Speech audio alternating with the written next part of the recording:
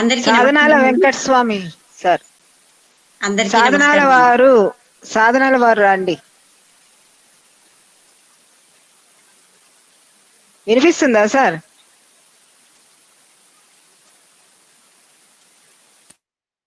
Hello, Manohar Reddy గారిది అయిపోయింది. సాధనాల వెంకట స్వామి గారు మాట్లాడతారా అండి?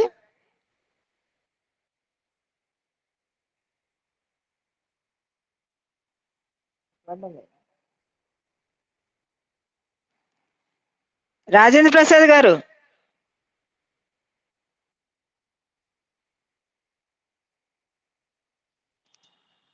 ఎవరు మాట్లాడుతున్నారు?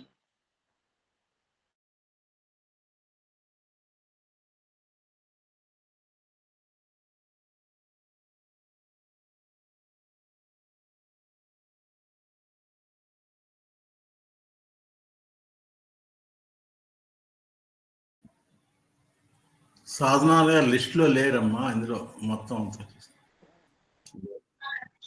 లేరు, కనిపించ. అంబటి లింగా కృష్ణారెడ్డి గారు ఉన్నారండి? ఉన్నాను మేడం. సార్, మీరు కవిత చదవండి. మంచిదమ్మా. సార్, ఈ రోజున వాగ్దేవి జయంతిగా ఈ కార్యక్రమంలో నాకు ఆహ్వానం ఇచ్చినందుకు అందరికీ ధన్యవాదాలు.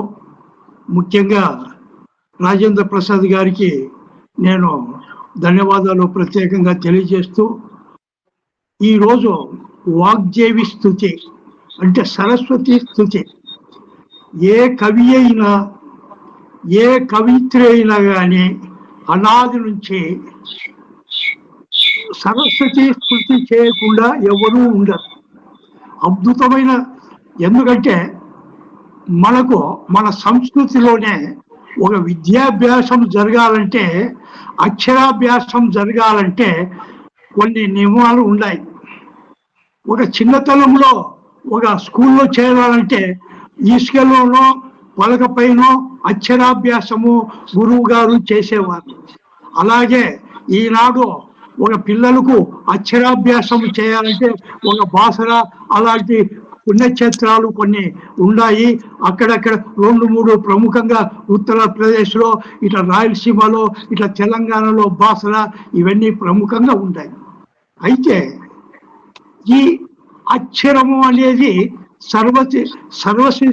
సరస్వతి వరప్రసాదంగా మనం భావిస్తూ ఉంటాం.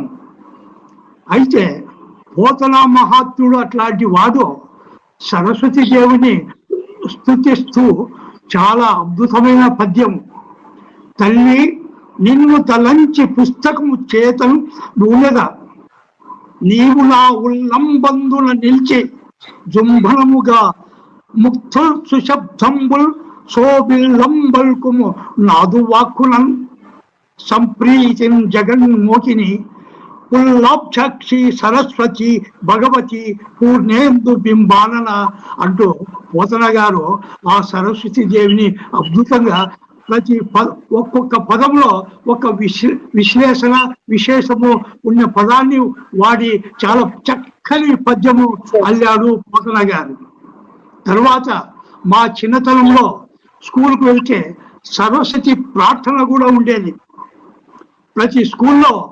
ఎందుకంటే సరస్వతి దేవిని స్తుతించినప్పుడే మనకు విద్యా బుద్ధులు వివేకాలు కలుగుతాయన్న అభిప్రాయంతో ప్రతి స్కూల్లో ఆ రోజుల్లో ప్రార్థనా గీతంగా సరస్వతి నమస్తుభ్యం వరదే కామ్య రూపిణి విద్యారంభం కరిష్యామి సిద్ధిర్భవతు మే సదా యా కుండే తుషార హార ధవల యా శుభ్రవస్త వృథా అనేటువంటి శ్లోకాలు పద్యాలు ఆ రోజు చేసేవారు.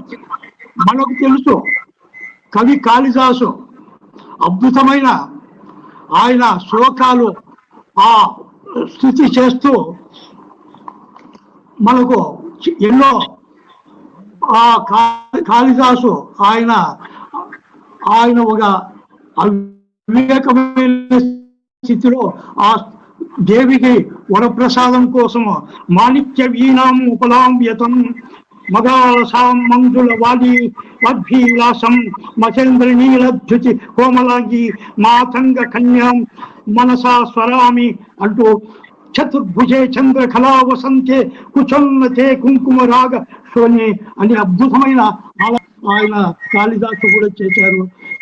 ఏ కవి అయినా కానీ, ఏ రచయిత్ర కానీ ఆది కవి నుంచి ఈనాటి కవుల వరకు మనము ఒక సరస్వతిని స్తుతించకుండా ఏ పదము గాని, ఏ పద్యము గాని, ఏ వచనము గాని, ఏ కవిత గాని మనము చేయలేము, చేయకూడదు అని ఒక సాంప్రదాయంగా పెట్టారు. కాబట్టి సరస్వతి దేవి కటాక్షం ఉన్నవాడే వివేకము, విజ్ఞానము, పరిజ్ఞానము వానికి ఆస్వాదించబడుతాయి అన్నది లోకవిత్తము. కాబట్టి విద్య గలవాడే వాడు మహామేధావి. కాబట్టి సరస్వతి స్థుతిని ఈ రోజు ఒక శుభదినంగా మనము నిర్ణయించుకొని ఈ సమ్మేళనంలో వాగ్దేవి అంటే సరస్వతి స్థుతి కీర్తనలను మనము పాలు పంచుకోవడము, ఆమెకు మనము చాలా సంతోషంగా వారి కీర్తనలు మనము పునఃపరిశీలించుకోవడము చాలా మంచి కార్యక్రమంగా నేను భావిస్తున్నాను. ఈ కార్యక్రమానికి మల్లిక్ గారు, మన రాజేంద్ర ప్రసాద్ గారు, ఎందరో కవులు, కోదాటి అరుణ గారు, ఎంతో రాధా కుసుమ గారు, ఎందరో వ్యక్తులు వచ్చారు. గంటా మనోహర్ గారు అద్భుతమైన వారి మేధస్సుతో చాలా విషయాలు సమగ్రంగా అందరికీ మన ముందర పెట్టారు. నేను తెలుసో తెలియకో కొన్ని పదాలను వాడాను, అయినా కానీ సమగ్రంగా నా వంతుగా పాలు పంచుకోవాలన్న ఉద్దేశము, సదుద్దేశం తప్పితే నేను అందరికన్నా ఎక్కువ తెలిసిన వాడను కాదు. అయినా కానీ నేను ఈ కార్యక్రమంలో పాలు పంచుకున్నందుకు నాకు కాప్రా కవుల సంఘం నన్ను ఆహ్వానించేందుకు ధన్యవాదాలు తెలుపుకుంటూ అందరికీ ధన్యవాదాలతో నా అభినందనలు తెలియజేసుకుంటూ నేను ముగిస్తూ ఉన్నాను. ధన్యవాదాలు. నమస్తే సార్, ధన్యవాదాలు సార్. అద్భుతమైన మీ ప్రసంగం విన్నాము, చాలా బాగుంది. చాలా సరస్వతిని స్తుతిస్తూ మాకందరికి మార్గదర్శకంగా ఉన్నటువంటి మీకు పెద్దలకు అందరికి కూడా నమస్సులు తెలియజేస్తున్నాం. ఇప్పుడు ధన్యవాదాలు మీకు మరి ఒకసారి తెలియజేస్తూ కందుకూరి శ్రీరాములు గారు ఉన్నారండి? కందుకూరి గారు మేడం. సార్ మీ కవిత చదవండి.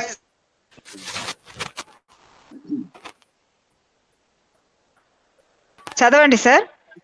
చదువుతున్నా మేడం. అలాగే. వసంత పంచమి గురించి అందరికీ శుభాభినందనలు. నాకు ఈ అవకాశం ఇస్తున్న రాజేంద్ర ప్రసాద్ గారికి, తర్వాత ఇందాక అద్భుతంగా ప్రసంగించిన మౌనశ్రీ మల్లిక్ గారికి మరి హృదయపూర్వకంగా నమస్కారాలు చెప్పుకుంటూ, నా కవిత అంతర్ధ్వని. అంతర్లీనంగా ప్రవహిస్తున్న సరస్వతిని ఎలా కనబర్చేది? అంతర్లీనంగా ప్రవహిస్తున్న సరస్వతిని ఎలా కనబర్చేది? రాతి పొర కింద భూమి పొరల్లో పెళ్ళుబుకుతున్న దుఃఖ జలను ఎలా ఉప్పొంగించింది?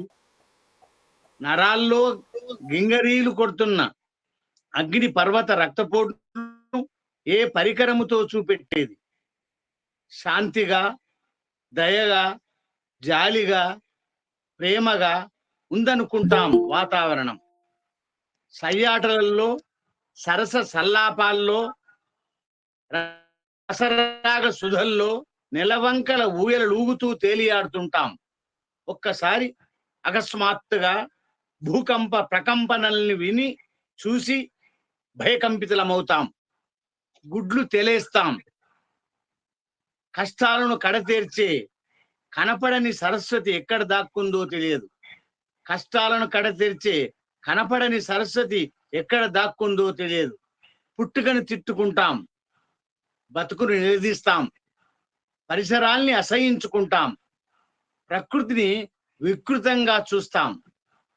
పచ్చని పొలాల మేధస్సు పాండిత్యం, భావం, రసం, ధ్వని, గాలి, నీరు, ఎండ లేక ఎడారైపోతుంది. భూమి మీద దున్నుతున్న హలాలు ఆగవు. కాగితం మీద రాస్తున్న కళలు వాగవు. ప్రకృతి పని ప్రకృతిది, మనిషి పని మనిషిది. దేని పని అది చేసుకు వెళ్ళటమే సహజ గుణం. నాలో ప్రవహించే నా సరస్వతి, నాలో ప్రవహించే నా సరస్వతి నా నైజ గుణం. మాట్లాడతా, రాస్తా, చదువుతా, వింటా, కంట, కానీ కనపడని నా సరస్వతిని ఎలా కనబర్చేది, ఎలా వినబర్చేది? కానీ పైకి కనబడని నా సరస్వతిని ఎలా కనబర్చేది, ఎలా వినబర్చేది? నమస్కారం. ఈ అవకాశం ఇచ్చినందుకు అందరికీ ధన్యవాదాలు సార్, ధన్యవాదాలు. ఇలా అప్పుడప్పుడు మా కవితలు చదివి వినిపిస్తే మీ సరస్వతి మాకు కంటబడుతుంది. మా చెవుల నిండా మీ చక్కటి వాగ్దాటి మాకు ఎంతో వీణుల విందుగా ఉంటుంది. చక్కగా ఇలా రాస్తూ ఉంటే సరస్వతి కటాక్షం మీ దగ్గరలోనే ఉంది కాబట్టి మీ దగ్గర నుంచి మాకు వచ్చేస్తుంది. కాబట్టి ఎలా వినిపించేది, ఎలా కనిపించేది అంటే ఇలాగే. మరి చాలా చక్కగా మీ కవితను చదివి మాకు వినిపించారు. ధన్యవాదాలు మీకు. తర్వాత వసీరా గారు.